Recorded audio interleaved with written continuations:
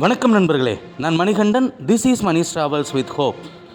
இது மாதிரி தொடர்ந்து பல வீடியோக்கள் வரப்போகுது. அதுக்கு நீங்கள் செய்ய வேண்டியது எல்லாம் நம்ம சேனலை சப்ஸ்கிரைப் பண்ணி ஆதரவு கொடுக்க வேண்டியது மட்டும்தான். இன்றைக்கி இந்த வீடியோவில் நம்ம பார்க்கக்கூடியது ஒரு முக்கியமான விஷயம் தாங்க. இந்த பகுதிக்கு டைரெக்டாக ட்ரெயின் இருக்கா அப்படின்னு கேட்டால் இல்லவே இல்லை. அது எந்த பகுதி அப்படின்னா, கோயம்புத்தூர்லேருந்து விழுப்புரம் வரைக்கும் செல்லக்கூடிய அந்த பாதை தான். அதுலேயும் கோயம்புத்தூர்லேருந்து ஈரோடு சேலம் போய் அங்கே இருந்து சின்ன சேலம் ஆத்தூர் வழியாக விருத்தாச்சலம் வந்து அங்கிருந்து விழுப்புரம் போகிறதுக்கு ஒரு பயணிகள் ரயில் வேண்டும், அதுவும் தினசரி இயக்கப்பட வேண்டும் அப்படிங்கிற கோரிக்கை ரொம்ப நாளாகவே இருக்குது. கோயம்புத்தூரில் இடப்பற்றாக்குறை அப்படிங்கிறதுனால புதிய ரயில்கள் இயக்கப்படுவது இல்லை.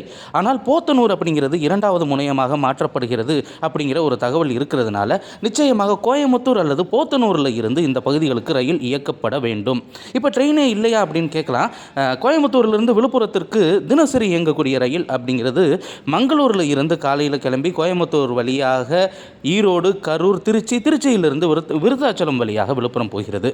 அதே மாதிரி ஞாயிற்றுக்கிழமை, சனிக்கிழமை இந்த மாதிரி நாட்களில் பாண்டிச்சேரிக்கும் ரயில்கள் இயக்கப்படுகிறது. அது வாராந்திர ரயில். ஆனால் ஒரே ஒரு ட்ரெயின் மட்டும்தான் இந்த ஆத்தூர் சின்ன சேலத்தை இணைத்து விருத்தாச்சலம் விழுப்புரத்திற்கு செல்கிறது.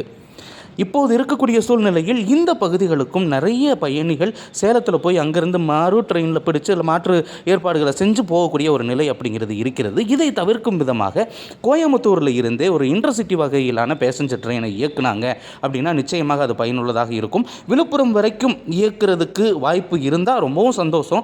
அதுலேயும் பாண்டிச்சேரி வரைக்கும் நீட்டுச்சாங்கன்னா ரொம்ப சந்தோஷம். ஏன்னா கோயம்புத்தூருக்கும் பாண்டிச்சேரிக்கும் தினசரி ரயிலாக கூட இந்த ரயில் இருக்கும்.